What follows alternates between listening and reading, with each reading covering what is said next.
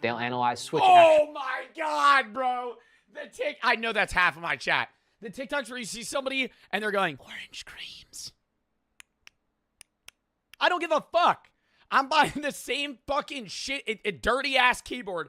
I'm buying the same fucking Huntsman keyboard. I've gone through 10 of these, dude. I spill my Red Bull or my fucking G Fuel or whatever I'm drinking on them every time.